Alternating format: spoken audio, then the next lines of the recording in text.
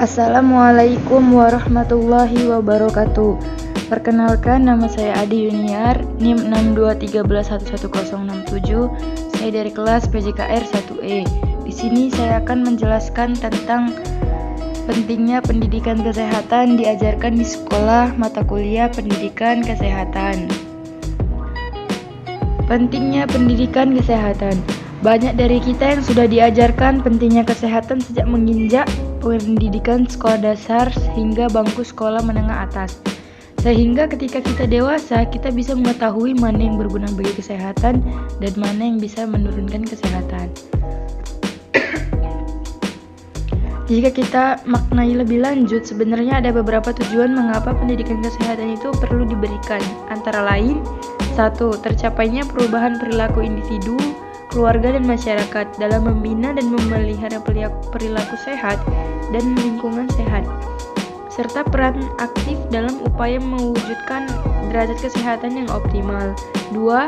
Terbentuknya perilaku sehat pada individu, keluarga dan masyarakat yang sesuai dengan konsep hidup sehat baik fisik, mental dan sosial hingga dapat menurunkan angka kesakitan dan kematian. 1. Berikut ini juga ada beberapa sumber dari kalangan ahli dan institusi mengenai tujuan pendidikan kesehatan, antara lain. Menurut WHO, tujuan penyuluhan kesehatan adalah untuk mengubah perilaku perseorangan dan atau masyarakat dalam bidang kesehatan. Effendi 1997. Tujuan utama pendidikan kesehatan adalah agar orang mampu menerapkan masalah dan tujuan mereka sendiri, mampu memahami apa yang dapat mereka lakukan terhadap masalahnya dengan sumber daya yang ada pada mereka ditambah dengan dukungan dari luar, dan mampu memutuskan kegiatan yang tepat guna untuk meningkatkan taraf hidup sehat dan kesejahteraan masyarakat. Mubarak 2009. Menurut Undang-Undang Kesehatan Nomor 23 Tahun 1992 dan WHO, tujuan pendidikan kesehatan adalah meningkatkan kemampuan masyarakat untuk memelihara dan meningkatkan derajat kesehatan baik secara fisik, mental, dan sosial, sehingga produktif secara ekonomi maupun sosial. Pendidikan kesehatan di semua program kesehatan, baik memberantas penyakit menular, sanitasi lingkungan, gizi masyarakat, pelayanan kesehatan, maupun program kesehatan lainnya. Mubarak 2009. Jadi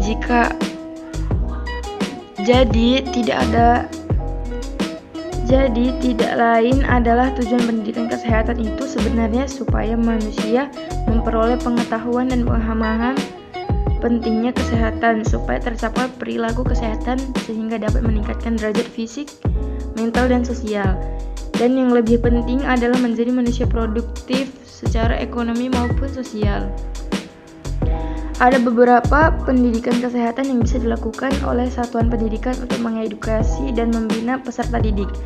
Apa saja kira-kira pendidikan kesehatan yang bisa diaplikasikan? Yuk simak di bawah ini. Yang pertama yaitu pendidikan dan literasi gizi. Yang kedua yaitu optimalisasi aktivitas fisik. Yang ketiga yaitu pembinaan kader kesehatan sekolah. 1. Pendidikan dan literasi gizi. Dengan terpenuhnya asupan gizi bagi peserta didik, pembelajaran yang ditangkap oleh peserta didik akan lebih maksimal. Maka dari itu, pendidikan dan literasi gizi dilakukan sebagai upaya untuk mengubah sikap dan perilaku untuk mendukung pemenuhan gizi seimbang pada peserta didik. Dalam pendidikan gizi, peserta didik diedukasi mengenai menu makanan yang sehat dan bergizi cukup. Sarapan bersama juga bisa dilakukan dengan membawa bekal bergizi seimbang. Untuk literasi gizi, guru dapat menugaskan kepada peserta didik agar membaca tulis seputar edukasi gizi yang dilakukan seminggu sekali. 15 menit pada jam literasi sekolah. Selain membaca, siswa juga dapat berdiskusi dengan guru, membuat proyek bertema gizi, dan role play di kelas. 2. Optimalisasi aktivitas fisik. Selain gizi yang cukup, pendidikan kesehatan juga terdapat di bagian ekstrakurikuler dalam mata pelajaran PJOK. Aktivitas fisik dalam mata pelajaran PJOK harus dimaksimalkan, didukung juga dengan kegiatan ekstrakurikuler fisik seperti futsal, basket, voli, pencaksilat, dan sebagainya.